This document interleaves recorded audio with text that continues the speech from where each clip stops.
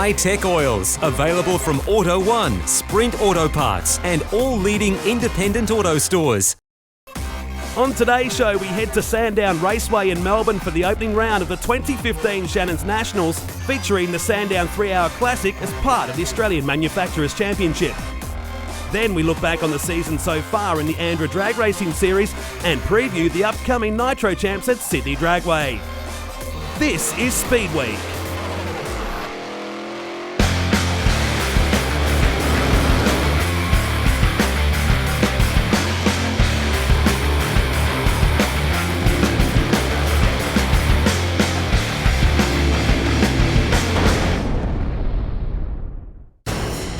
There are few better places in the world to start a brand new racing season. The capital of Victoria, Melbourne, Australia's home of sports. A rare suburban venue nestled into the eastern suburbs not far from the CBD. A historic track, tough, demanding and unforgiving. Welcome to Sandown for round one of the 2015 Shannon's Australian Motor Racing Nationals, and today the opening round of the Factory Fight, the Australian Manufacturers Championship. One filled with new names and new faces, set to challenge last year's champions like BMW ace Berwick Linton, who's added Kiwi legend Craig Baird. Bob Pearson is back in his mighty Evo and has bought some well-credentialed co-drivers. HSV makes their triumphant return with Jim Policina's storming GTS, while the BMW brigade is strong and reliable as ever. And then there's the class battles, Mazdas, Renaults, Toyotas and more, all fighting over their own bit of tarmac. The cars might be showroom based, but this showdown is more than about sales. It's the start of a year-long quest to see who can be the Enduro King of the Shannon's Nationals. Welcome to round one of the Shannon's Nationals and the Australian Manufacturers Championship from Sandown Raceway.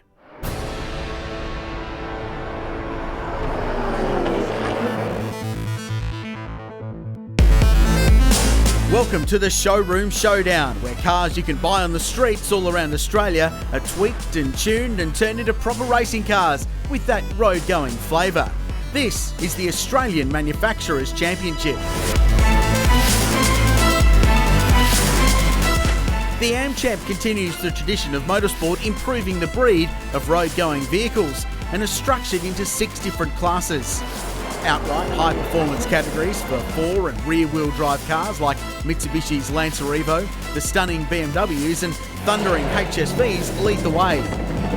Class C caters for mid-range performance cars like Mazda's 3MPS and Renault hot hatches, while classes D and E cater for every price point in between, allowing cars like Toyota's 86 out to play. And in the tradition of Aussie racing, the AmChamps are fought out in a series of long-distance races ranging from 200k's to 4 hours across the season. The sun is shining at Sandown Raceway and it's a beautiful day for the opening round of the 2015 Shannon's Australian Motor Racing Nationals and the opening round of the Australian Manufacturers Championship. Richard Craill and Matt Nolte for you, getting ready for the Sandown 3-Hour Classic. The beautiful people have come out in force, Nutty, at Sandown, and we're looking forward to the production car kickoff for 2015. Yeah, thanks, Crailsy. Sandown looking absolutely a treat. It's a great day to bring out the kids and take in some of this awesome Shannon's Australian Motor Racing Nationals action. Perfect day for it. We're going to take you through highlights of the Sandown 3-Hour Classic, the second year this race has run, and it's a real test of man and machinery, this place. It's a pretty brutal racetrack and it really does deliver a lot of drama the whole way through. We'll take you through highlights from both the classes. In the meantime, let's have a look at how they line up. Yeah, Jim Policina and Jeff Emery qualified on pole position in the pole performance entry. The brothers Grant and Ian Sharon line up alongside him. Back to Linton and Baird on the next row, and over the page to Mark Eddy and Francois Joy joined us the championship this year. Yeah, that great class battle continues in the AmChamps. Meanwhile, here's some new Class A firepower at the front of the field.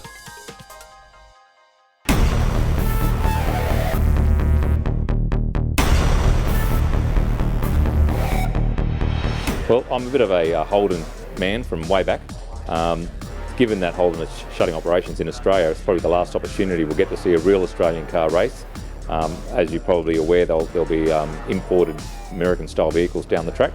This is the last Australian muscle car And with this package that we've got here, with the amount of horsepower we've got, I think we can mix it with those guys. Previous to that, they were probably a little bit undergunned. Typically this category has been dominated by the Mitsubishi 4-cylinders and the BMWs, which are a 6-cylinder. It hasn't been a V8 running at the front for quite some time. So the new HSV GTS is a supercharged 6.2 litre V8. A lot of horsepower, big heavy car, good fun to drive. So HSV's been very instrumental in assisting us with this vehicle at Walkinshaw Racing. So they've predominantly built the majority of the car and are supporting certain elements of that throughout the year. So it's all going to come down to reliability and developing the car. I mean, we only saw the car for the first time on Friday, so we're very much getting used to the car and just ironing out all the bugs. The Evo, when you look at it at all the tracks, is probably still going to be a very competitive vehicle. This track and potentially Phillip Island will suit the big V8 for the long straights where you can use the horsepower. Once we tune the bugs out of the car and get it handling a little bit better, I'm sure we can mix it with them at some of the tighter circuits. The BMW also is a great package, great fuel economy as well. That's still something we're trying to work out, how many stops we'll have to make. So in some of these longer races, we may have to do an extra stop. Co-drivers for this year, I've got on board Jeff Emery, who'll be running with us this weekend, who's running also in the Porsche GT Challenge. Ryan Simpson's committed to doing a couple of rounds with us this year, and I've got a young gentleman called Steve Owen who's also on standby if either of those two can't assist us. So we've got a gun team, so I'm confident we should mix it with anybody. It's a cool new car and it's really spiced up the pointy end of the Australian Manufacturers Championship field. Matt Nolte, it's great to have some Aussie firepower back. I love the turbo four-wheel drives and the rear-wheel drive German cars as we take a look at the Hankook Class A and B report from the Sandown 3-Hour Classic. There might be V8 power at the front of the field, but there's nothing like four-wheel drive turbo grip off the start line. Yeah, how's the start from Linton and Baird there? The big run down this massive long straight here at Sandown. And of course, this is where we go. Oh, bang of wheels. This is a 3-hour race. There was contact at the start early, and that forced the 33 Pro Duck car out wide. Bob Pearson and his team came into this season saying, we want to finish races this year. We know we're fast. We just need to finish. And we think the championship will take care of itself. It was pretty feisty in the early stages, though. Turn one of a 3-hour enduro at Sandown. Yeah, I would have thought you'd hold on to at least the last 10 laps of the race. This was the Sharon and Ayres combination heading down the back straight, running in fourth at this particular point in the race. Great 6-cylinder sound from the BMW. The 135i's, they're great little cars. The 1M that Beric Linton is driving with Craig Baird this season, the defending AmChamp champions, both in their class and outright as well. It was a great fight in 2014, Matt, last year with the battle of the BMWs at the front of the fields. It was a real season of attrition. The Mitsubishis were fast but a little bit fragile. The BMWs just kept pounding around, and at the end of the season, this guy was right in the thick of the fight. But that's the brand new HSV Gen F GTS. Jim Policina and Jeff Emery behind the wheel. He's got some gun co-drivers lined up for later this year, but this was a look at what happened at turn one. The Pro Duck car turned in and found a HSV in his way. As clearly didn't see him on the inside there, and you may wonder how come he didn't see him. Well, you can't exactly just tilt your head across and look at that particular point. He was committed to the corner, and unfortunately they banged door handles down there. The battle developed at the front of the field early while everyone else sorted themselves out. And remember the difference, Class A and Class B. Class A is the ultra high performance stuff. The Class B cars are slightly slower in ultimate lap speed, but they can run longer in their stint. So often you see that yellow and red Sharon Rentals BMW right at the front of the field because they play the strategy game. And the brothers do work well together. This is the sister car, the 19 machine. Michael Sharon and David Ayres behind the wheel. But teammates, they've represented well at the AmChamps for many a season, and they're right there at the end of the season. But early in the race, Matt, this great battle was shaping up. HSV and BMW. And this is part of the appeal of AmChamp racing, isn't it? You've got a 6-cylinder BMW, German hot hatch, if you will, up against a massive 1,800 kilo Chevy V8 powered supercharged HSV built about 25 minutes down the road from this racetrack. And that's what I love about this championship. There is something for everybody, but it's also bringing back guys with experience that we may not see on a regular basis now in the big leagues of motor racing. Craig Baird, for example, multiple Carrera Cup champion. We call him the king of Carrera Cup these days. Definitely. You have him as a co-driver in your car, you're going a long way to winning a race.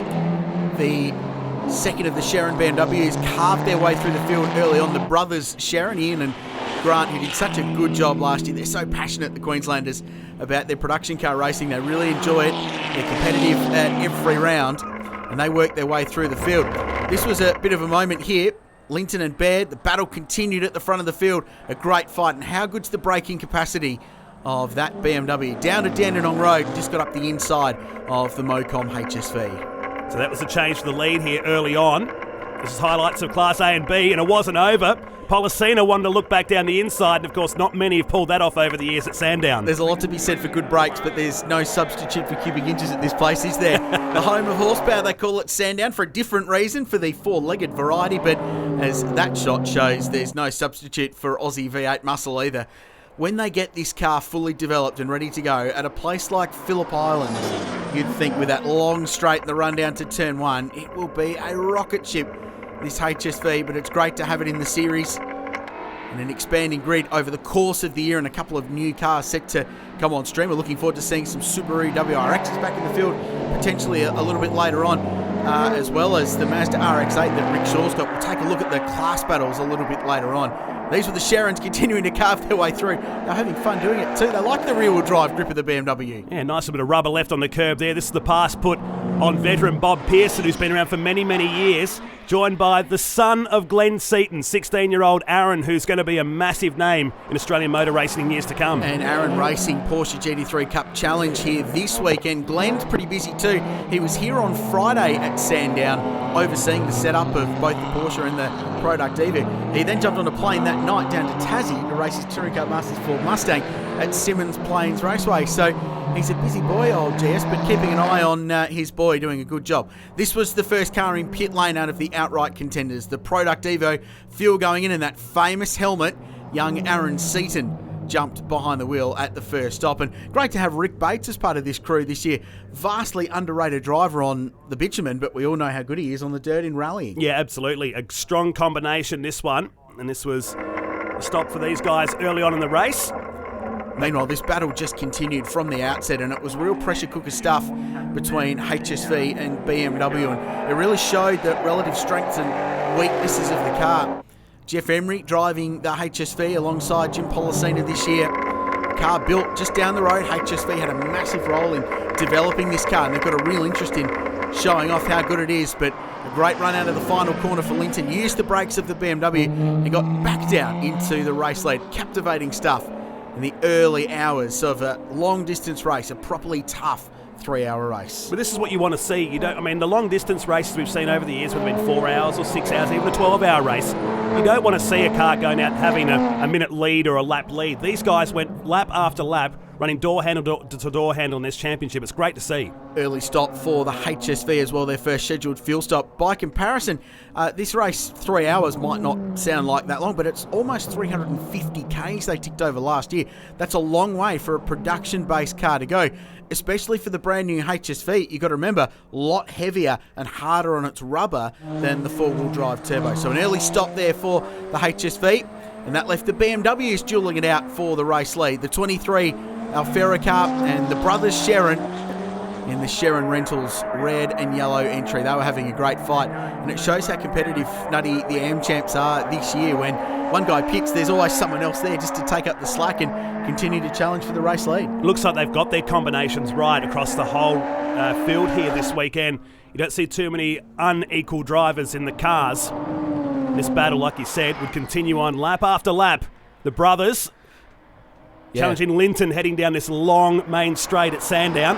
Always a good spot. That camera was placed very well for this race. Yeah, and it shows how bumpy the main straight here is as well. They've done some resurfacing over the years at this place, but she's still pretty bumpy and hard on the cars. We saw the early stop for the HSV. Dean Lilly, the crew chief for the HSV team, is down in pit lane, and this is what he had to say. I've been told that the car was in for 5 laps. Can you explain why? Yeah, just coming down the front straight then, and it developed a huge misfire. We came in and found it had blown one of the water pipes off the side of the cylinder head and drenched the whole engine in water, as well as not having any in it. So it obviously got very hot, wet all the electrics. We had to wait for it to cool down, try and get some water in it, get the thing back out there. The temperature's okay now, but it's still got a bit of a misfire, so we're not sure if it's an electrical issue or it's just the water on the engine. So the thing's still fast, but we're 5 laps down, so it proved it wasn't just a standard stop down there, as this was the big moment of the race. The brothers finding out the sand trap and then the tyre was a big impact for the Sharons Yeah, they just assumed the race lead. You saw that great battle with Alfera BMW, Beric Linton's car. But brake issues, we think, going down into Dandenong Road. It's a big stop. You're changing direction over the curbs. And you could see a big bunch of understeer trying to get the car turned in.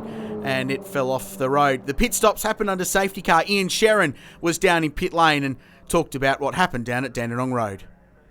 As he's come down in Dandenong, the brake pedal's gone hard and he's run into the sand trap. So he's hit the wall side on a little bit. But hopefully we can pull it out and get back out there and continue the great run that we were having. And points are so vital in these races, Matt. You've just got to get back out and circulate as well, and you'll get some points, which is so vital over the course of a 5-round series. And this is part and parcel of endurance racing too. Pretty busy down in pit lane. And the number 19 Sharon Rentals BMW got their stop out the way, while their sister car, the two brothers, were extricated from the sand down at Dandenong Road. He just couldn't pull that car up in time, could he? It just understeered itself off. And you're right, we heard Dean Lilly just say then that they've dropped 5 laps back in the pits here, checking over the HSV entry, that you've got to keep the car circulating. Doesn't matter if you're 9, 10 or 20 laps down, points are crucial, like you say. We heard from Jim Policina early in the show, and he said that it's still very early days. They didn't really get the car until Friday, so it's still very much a shakedown, a learning experience for them. But it's a long championship, and there's some long races to come. It finishes with the Australian 4-hour at Sydney Motorsport Park in November, so a lot of racing to go before the end of the season. That car will be okay. This is the brothers Sherrin, just stopped at the end of pit lane under safety car, and with damage to the right-hand side. Meanwhile, the Beric Linton, Craig Baird, Alfera entry pitted. And Linton decided to stay in the car for this stint once again, keeping Craig Baird nice and race fit later on. Not that he needed it. We caught up with him in the pits to see how their race is panning out. It's pretty simple for us. Obviously, there's a safety car period, so we came in and did a top-up. It lasted a little bit longer than we thought, so then we brought him in and did one-side tyres, sent him back out, he caught the queue, then brought him in again, did the other side, caught the queue. So we've got a couple of freebies on board, so it's quite good. Things are looking good. I bet you can't wait to get in. It's always good, always fun. Any form of motor racing is good. Good luck. Cheers. He's always so laid back and relaxed, Craig Baird, but don't let that mistake aggression and the capability to go very fast and also get fired up if he needs to. He's one of the great drivers going around at the moment. While they're under safety car, we'll take a break from Sandown. More from the 3-hour classic, the AmChamp opener, the other side of this.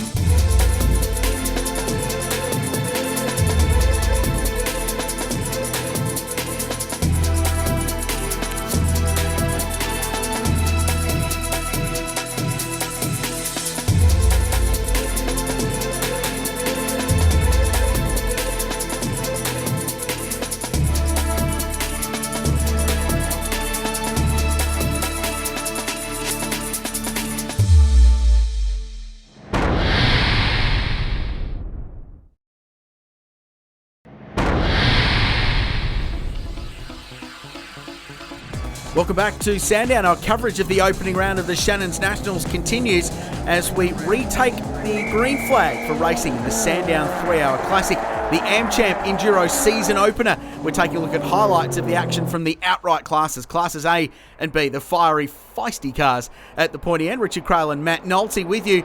Back underway, the HSV a couple of laps down. The race at this stage, Matt, was starting to play itself out. We saw that canny strategy from the Alfera BMW team, getting plenty of stops out of the way under safety car. It's the best way to do it. Basically, free pit stop time. Absolutely. They've still got a few laps to catch up, though. This was early on as we see the Alfera-sponsored car coming through the back section of the circuit here. And already the Sherrin car in trouble once again. So we've just pulled them out the sand trap, and now they would stop down here at turn 4. Yeah, just on the entry to the back straight, and everyone in pit lane got ready for another round of pit stops. You need to take them all you can. And you'd have to think that maybe a hangover from that crash down at Dandenong Road for the Sherrin's team. Real shame, because they were right in contention. Last year's B-class champions, the brothers first and second, and that points battle was decided on who got the job to qualify the car throughout the year, because you get bonus points for pole. The defending winners of the 3-hour pitted. Melbourne Performance Centre going to work. Well-drilled team. And the father and son combination, Rob and Shane Marshall, were starting to creep up on the field, Matt. They were quiet in the opening couple of laps, but as the race played out, they started to buy their way into contention. Yeah, they've been quiet, that's for sure. This was a well-drilled pit stop, as you say. Won the race last year. Let's catch up with Robert now in the pits. The car's strong, the brakes are good, it's got plenty of power. It's just nice and comfortable to drive at the moment. So Speedy's in it now, so he's got the job of bringing it home, and he should reel it in. I think you came in fourth spot, so you've set him up pretty nicely. Yeah, look, he's about a second and a half faster than me a lap, so we figured out that we'll picture him in the safety car, get him back out, and he should be right. Speedy Marshall, I like it. That's what he calls his son Shane. So he's a good young steerer, and he'll be right in the mix. And at this point, you wouldn't have said they were race favourites, but they were certainly shaping up as perhaps getting back onto the podium. But as we'll see, things played out very, very differently. The field went back to green flag racing after the second safety car period, the early stages of this motor race. As the smaller classes sorted themselves out, the Class A and B cars continue to work their way through the field. The HSV at this point was still chipping away and getting themselves through, but just assuming the race lead into turn 2 and 3 was the Linton and Baird BMW. Barrick Linton doing a really good job, the defending AM Champs champion. And a guy's been doing this for a long, long time now. This is a solid stint, and he's been under maximum pressure since the green light. He has. Former GTP racer back in the day, popular for running a Donut King sponsored BMW, but always a fan of the BMW product. This was for position as well. Evo Lancer on BMW. The second of the Sharon's BMWs was under pressure, and Shane Marshall marching his way through the field. They were fourth, and they were working their way back onto the podium very quickly. His dad was right, second and a half quicker, and it was paying off early as he put the pass on the Sharon and Ayres combination down at turn 1. It just drove away from this point. That wouldn't have worried the BMW team too much, because remember, their fuel economy is better, but the way the safety cars in this race were playing out, it wasn't doing them too many favours, because everyone was able to get in and fill up their cars. We heard Craig Baird say before, so that fuel economy advantage for the BMWs wasn't quite paying off, and the 19 car limped back into pit lane. We should mention the Donut King BMW, Tony Alford and Peter Lemus out in the race. They didn't actually qualify for it, because they had a big crash on Friday, lots of damage, and unfortunately there was some damage of a different kind for the 19 crew. I like the way the guys drive to a number and they stick to it. It's very easy to get caught up in someone else's race, and you break your strategies and all of a sudden it undoes your race. Yeah, that pit stop really dropped them out of the running at this stage of the motor race, so it was damaging in terms of their net race position. Meanwhile, BMW versus Evo. How many times have we seen this over the last couple of years in AmChamp competition? Many, many years now, as Barrick Linton continued on here. Been chased by the 22 of the Marshall and Marshall combination, past winners. It's amazing, Matt, how different these two cars are, and the philosophies about getting speed out of them, but in the end they always end up so close together. And over the seasons we've seen Barrick Linton and the Sharons racing guys like the Marshalls, like Gary Holt over the years in the product car as well, but they end up so evenly matched. I think it says a lot about the parity between the brands in this competition. More pit stops happened. Barrick Linton brought his car into pit lane. Now, pit lane and safety cars would prove to be a deciding factor for the 23 car over the race. They pitted, Craig Baird jumped in, Barrick Linton got out of the 23 after a ripping opening stint. We caught up with the AmChamp winner. We're obviously just in front of the lead car at the moment. We were a lap up on them under the safety car, and the safety car's kept waving cars past. Hasn't picked up the car behind me when I pitted, like it should do. And so they've waved cars past, and those cars and the second Sharon car and the Donut King car all got a lap back on us because the safety cars waved too many cars past a couple of times, and it's cost us probably the race unless they have to pit again. I think Shane's in the car now, he's pushing pretty hard, so we're going to have to hope that they need a splash and dash to get home. Or that safety car comes out. Or a safety car comes out, but unfortunately we don't know who they'll wave past. Yeah, so controversial stuff under the safety car, and the Alfera team felt like they were robbed. They felt like they were docked a lap, and it really cost them position, and this what was ended up to be a closer battle than perhaps the BMW team thought it should have been. It wouldn't be a long-distance race without a safety car fracas, would there? True. There's so many dramas. It's just one of the many variables that you need to work around. The The Mocom HSV back in pit lane and just continuing it. This became an extended test session for them, the remainder of this race. Obviously, multiple laps down after the dramas early on. They pushed the car into the garage and working on what was going on. The battle was on for the lead, BMW versus Mitsubishi. Shane Marshall behind the wheel doing a good job. He's the boss down at MPC. Now tell me, have you got enough fuel to get to the finish? No, mate, we will need to do a splash at the end. That's great. All we need to do now is just come in. It's going to take 35 seconds for a drive-through splash of fuel. So we're over a minute and a half, or minute 20 ahead. So I think we're in a good spot. And the crew have been banging on the calculator, feverishly working out fuel consumption. Have you got it right? Yes, mate, we got it right. Good luck. Thank you. He sounded confident, didn't he? And, well, he may be. He's actually almost a lap ahead now. Yeah, so the way the strategy worked out, he was trying to put the 23 car a lap down before getting that pit stop out the way and rolling down pit lane at 40 k's an hour, putting a splash of fuel in. And they would have worked out fuel economy. That would be a timed fuel stop to put the right amount of litres into that car with the gravity-fed fuel system, and then circulate the car, get it back out, but no rush, no hurry. You heard from Troy Russell, the boss at Melbourne Performance Centre before, that they were confident. They knew they'd have it right, and just giving young Shane Marshall a bit of a drink bottle to make sure he's hydrated and good to go. Not the warmest day you've ever seen at Sandown, but in one of these cars, it is very, very hot. Meanwhile, the Linton and Baird BMW working their way through.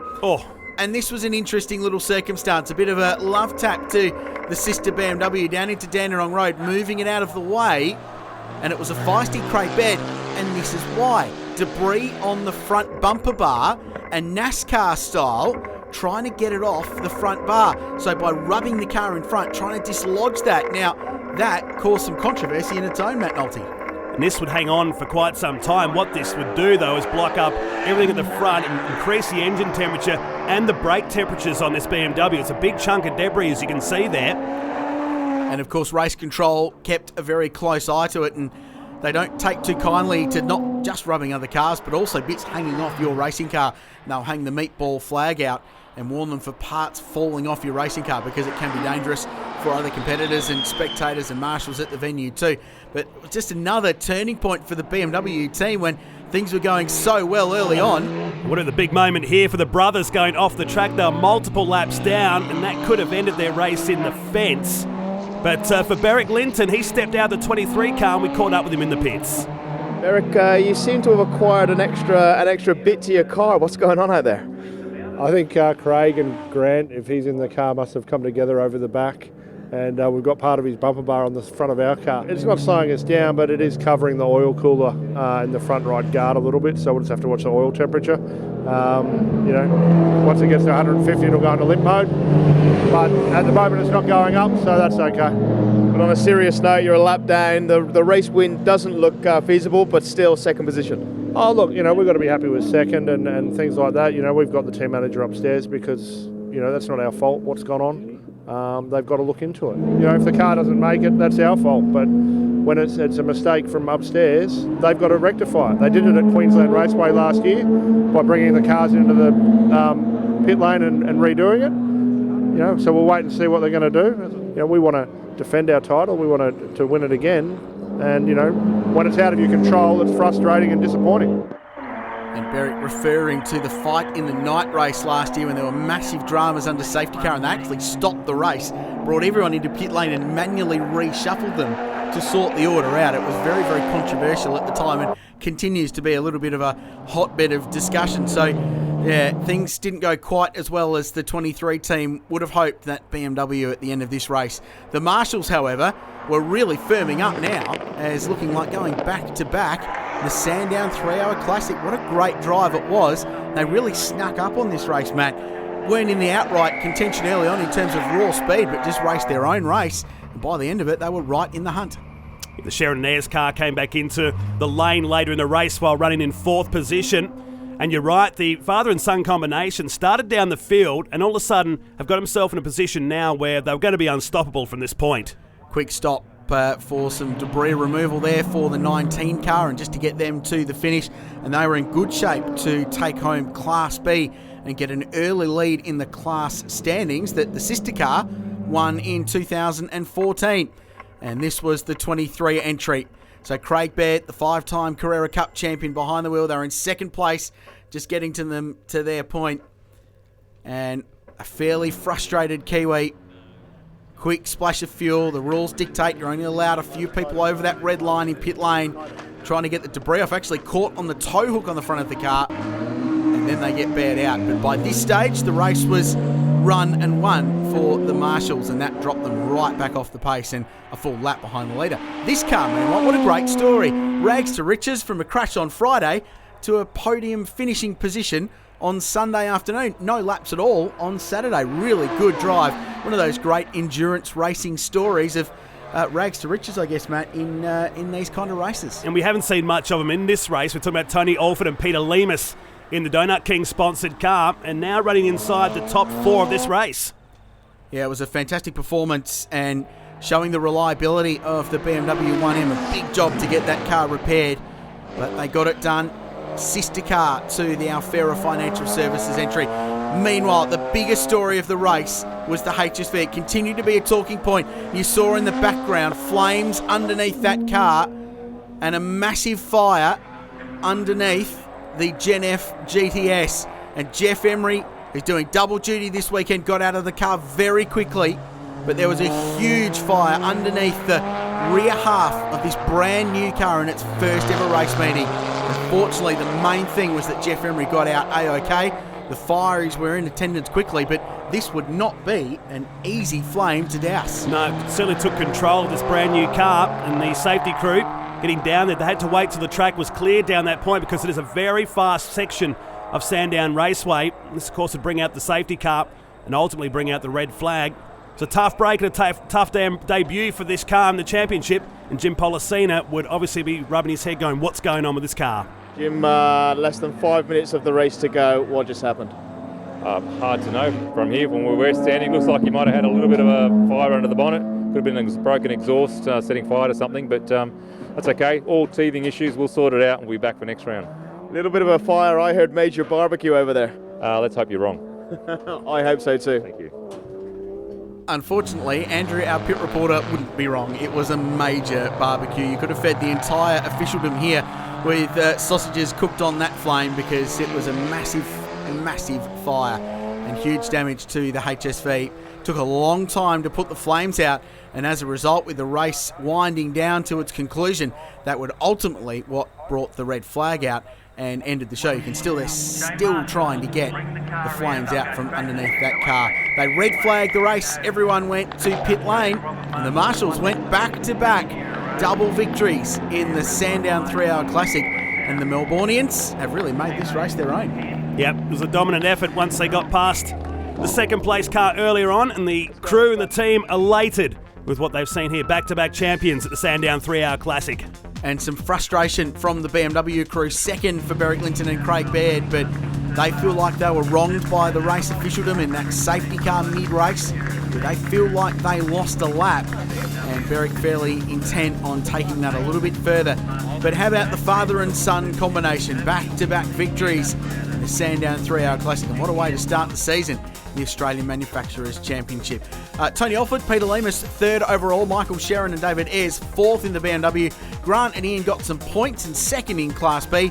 And the DNFs tell the story for two of the heavy hitters, the HSV and the Turbo Evo, out of the race. But the father and son combo were happy winners at the end of a big day at Sandown. Congratulations, your hands are still shaking. You've wrapped up the first AMC. How are you feeling? Yeah, good. Bit dehydrated, but good. How tough was it out there? Yeah, it was hot. The drink bottle holder fell off it when I first got in, so they gave me a Powerade at the pit stop, but I sort of had one swig of that, then dropped that, so bit dizzy, but all good. You've been running on adrenaline then? Pretty much, yeah. Yeah. No wins complete without a team effort. You set him up pretty well. Yeah, look, it's been a great weekend. The boys from Melbourne Performance done a fantastic job. Rick, our engineer, awesome. Everything's just gone to plan. We didn't really expect to win. We thought we'd get on the podium. So it's been a great day all around here. Fantastic. Great race. Tough race. Yeah, tough competitors out there, but it was really got top race. And my co-driver, Dave Ayres, done a fantastic job up front. Our pit stops worked well. Team worked well. just went to plan. And plenty of incidents, especially at the tail end of the race. Yeah, I'm not sure what Beardy was doing there, but anyway, kiss and make up, I suppose. Congratulations. Good on you, thank you. Yeah, former Carrera Cup rivals too, as we take a look at the Class A points, Nutty. The Marshals off to a brilliant start. Yeah, maximum points in the first round. Linton and Baird scoring 90 points also. Tony Alford and Peter Lemus, the quiet achievers this weekend, picking up 72 points down to Emery. And Policina grabbing some points over the page to Class B, with Sharon and Ayres getting the honours this weekend. And the brothers Ian and Grant picking up 3rd and 4th in the first round of the Australian Manufacturers Championship. They're starting their title defence. Well, at least they got to the finish. We're going to take a break. Class A and B done and dusted, but there's more to the AMP Champs than that. The Class C and Class D cars go racing on the other side of this.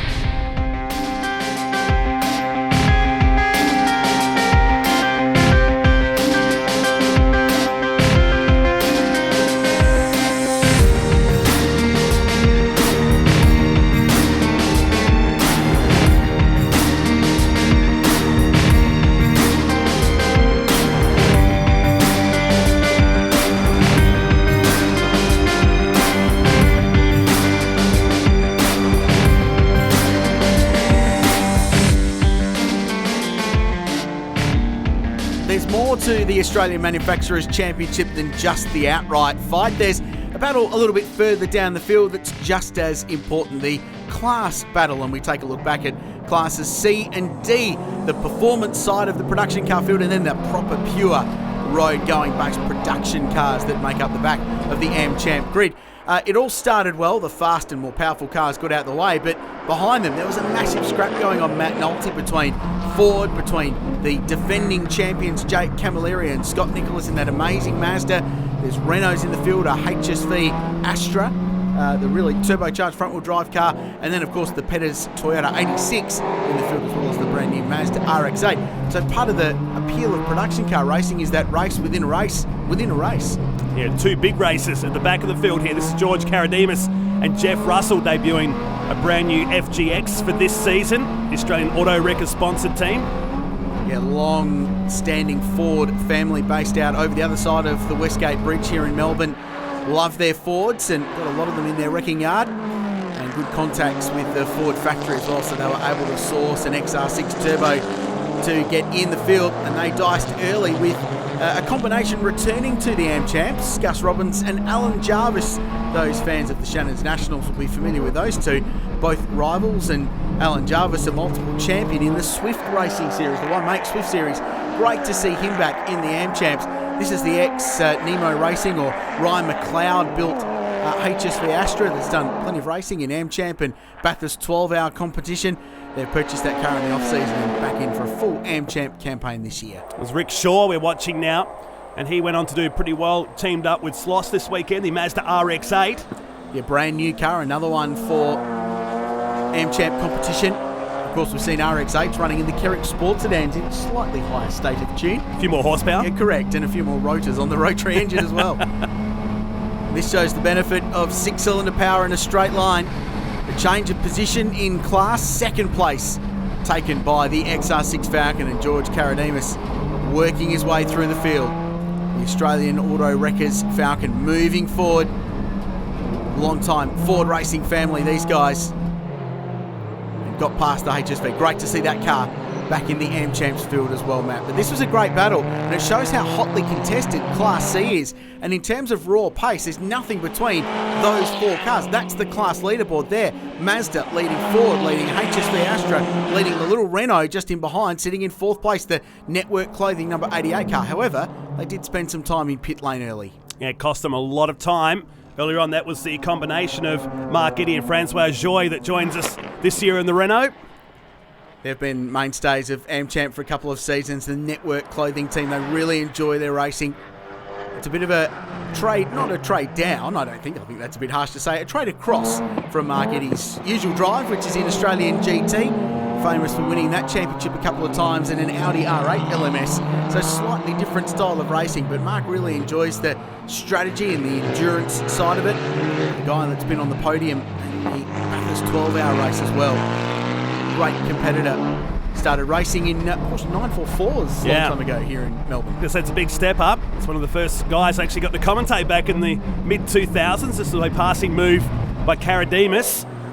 Yeah, this was a great fight between these two, and the XR6, the FGX Falcon, has been a big step forward in terms of performance for the AAW team, and Karademis just revelling in the pace of this car.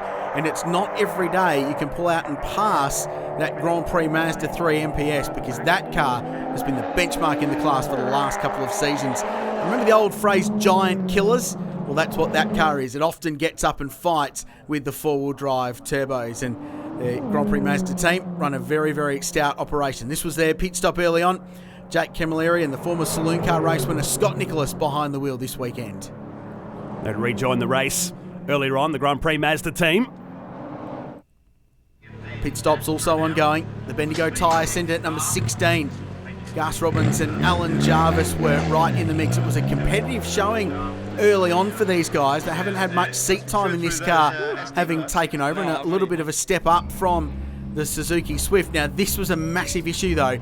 The recovering number 18 Sharon BMW being towed in, but the tow car was in the way, and George Karademis was trying to pit. Unfortunately, couldn't get to his pit bay. Yeah, this looked messy, and of course, Karademis didn't want to break the pit lane speed limit to do this, and this got quite tight and quite controversial. You can see the crews going, what the hell's going on here?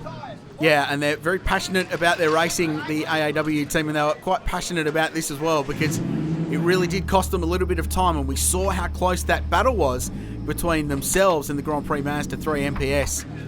So Jeff Russell just trying to climb into that car. George Karademis did a really good job. Jeff Russell, the father of David, Porsche Carrera Cup racer, noted enduro co-driver in the V8 supercars, and a real gun, but racing really does run in that family. Yeah, and Jeff himself, no stranger, he finished 6th at Bathurst many years ago with Rusty French. He's held a few Speedway titles over the years also. A great little combination, and this team have benefited from the help of a guy called Rob Herod of Herod Motorsport fame, developing this new FGX chassis for this season. And if you want to make fast forwards, he's the guy to go to. George Karademis, he's in pit lane after that pit stop. Coming into the pit lane, there was a slower car and a tow rope, and I couldn't get in my pit box. I couldn't do anything, so I was just pushed it in and just we managed to get up and do the change and all that. But it's a bit stupid really when I shouldn't have brought a slower car in here. I should have been taken out the back. Like, that's dangerous. But on a plus note, fantastic stint from you. Yeah. Look, it's hard work out there. I come down with a cold earlier in the week, and it was a real battle all weekend in the car to breathe and be able to talk to the guys. But I just pushed on, and I put my eyes forward and just focused and got myself in a rhythm, and I had a couple of hairy moments out there, but it was good. Yeah, poor guy. He was pretty sick early in the week and really struggling to communicate with his crew. The perils of being a racing car driver, and yet sitting in a hot racing car, sweating as well. It doesn't help the cause too much. Network Clothing car stops, and Mark Eddy jumped in. Francois Joy did the job early on in the race. And Mark Eddy hopping behind the wheel of the Dent Buster and Network Clothing number 88. Great little car, the Renault Megane. It's great to see the variety, Nutty, in Class C with a big Aussie-built four-door saloon, and then hot hatches right in the mix as well, and different styles of power plant. Drive, of course, rear-wheel drive Falcon against the front-wheel drive Mazda. Great cars.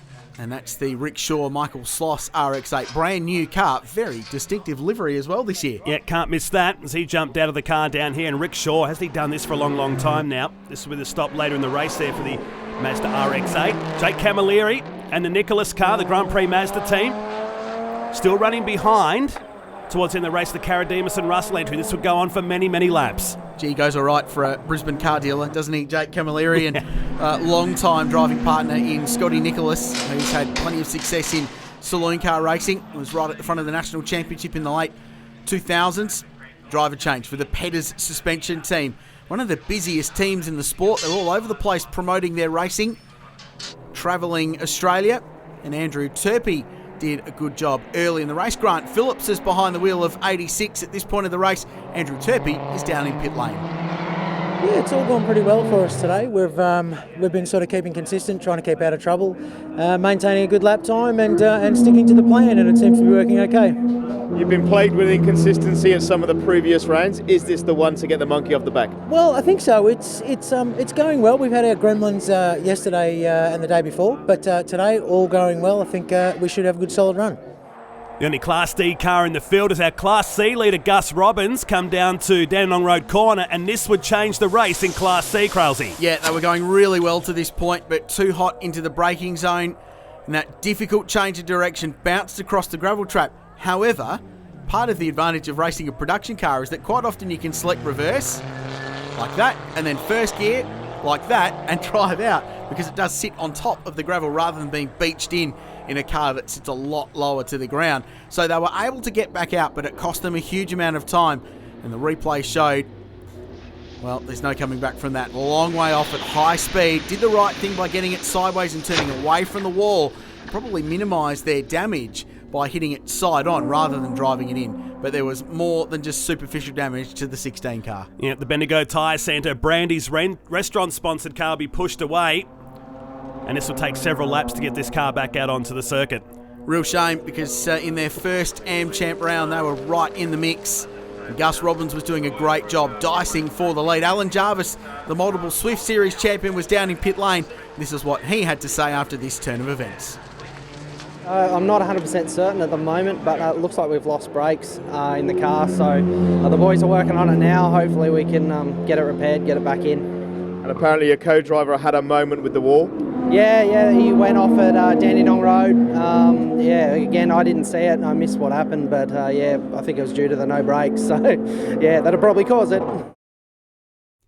Certainly will. That's what happens, especially down there. Now, dramas again for the leaders in Class C. It wasn't easy to win a class here at the Sandown 3-Hour Classic.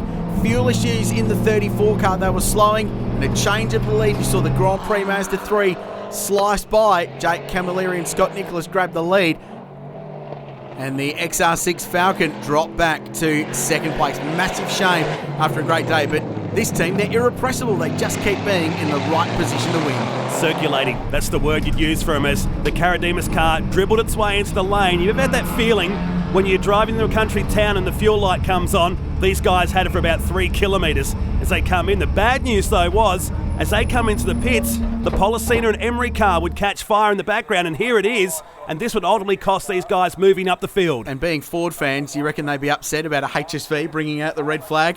Bit of the red versus blue divide there, I think, ending the race. So they resumed the circuit. Unfortunately, because the race was red flagged, there was no further racing, and they couldn't have that opportunity to have another go at the Mazda. So it would be second place for Carademus and Russell at the end of the Sandown 3-Hour Classic. A class win for the Mazda.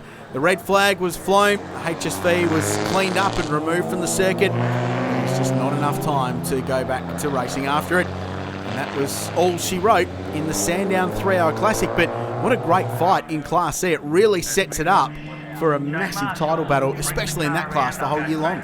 Yeah, it went down to the wire with Carademus and Camilleri in this one, and unfortunately the race would finish prematurely here, just about 12 minutes away from the 3-hour scheduled mark of the race. And you're right, it will set up an amazing championship when we travel the whole country this year as part of the Shannon's Nationals. And it bodes really well that this car will be competitive. The Network Clothing Dentbuster Renault will be very competitive. Mark Eddy and Francois Joy. And that new HSV Astra, the new combo behind the wheel, they're going to be super competitive too. We're really looking forward to that Class C fight. And we'd love to see the Hondas back, the Conroy Motorsport Hondas in Class D. Of course, Kevin Herbin won that class outright last year, won the championship. The Petters team was second. Here are the results in Classes C and D in the Sandown 3-Hour. It was Mazda in front of Ford. Toyota were third in this group, but they won their class. Third in Class D was the Shaw and Sloss Rickshaw Racing RX-8. Mark Eddy and Francois Joy fifth, and the DNF for the HSV Astra. Championship-wise, Jake Camilleri gets 122 points for his efforts with Scott Nicholas this weekend. Carademus and Russell score 90 points back to Shaw and Sloss. Eddy and Francois Joy in 8th position in Class C honours after the first round of the championship. And of course, only one car in Class D. It's the Petters boys 1 and 2. Turpey leads the standings by virtue of getting 2 bonus points for qualifying on pole. But here's the happy winners in Class C, Jake Camilleri and Scott Nicholas. Jake Camilleri, congratulations. The Mazda 36C brought it home for a category winner. It did. What a great day. We had a little bit of a problem at the start in Scott's stint. We went down a couple of laps, but we just pushed hard and had a great result at the end. Came home number one.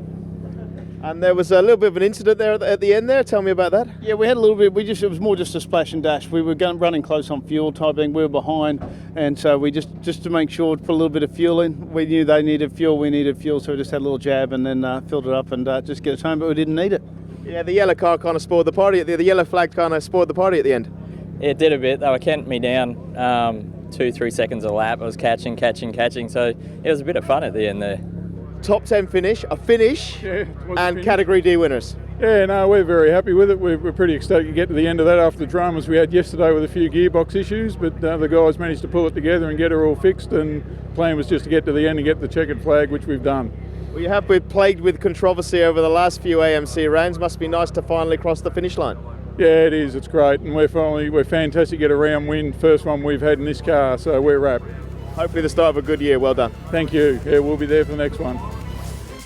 The amazing story, they fought just to get a replacement gearbox in that car overnight, and they did the job. The outright results for the Sandown 3-Hour Classic show Mitsubishi leading home a couple of BMWs, and those class battles we've been following all day really sorting themselves out, but Class C in particular looking super competitive, Matt. Absolutely, that's the overall championship points. After the first round, the father and son combination lead the way. In the first round, the Australian Manufacturers Championship, thanks to Hankook and High-Tech Oils, this year as part of the Shannon's Nationals, and sets up a brilliant year in this series. The next round for the AmChamps will be at the Great Phillip Island Grand Prix circuit in May for the Great Southern 4-Hour, one of the toughest races in the production car year, and we're really looking forward to that. From there we go to some sprint racing, some more distance races over the year. That's it for this week, but stick around, there's plenty more Shannon's Nationals in coming weeks from Sandown Raceway, including Porsche's sports sedans and V8s, and a whole heap more. On behalf of Matt Nolte and our entire team, thank you and it's goodbye from the Shannon's Nationals at Sandown Raceway. The brothers finding out the sand trap and then the tyre was a big impact for the Sharons. The biggest story of the race was the HSV. There was a huge fire underneath the rear half of this brand new car in its first ever race meeting.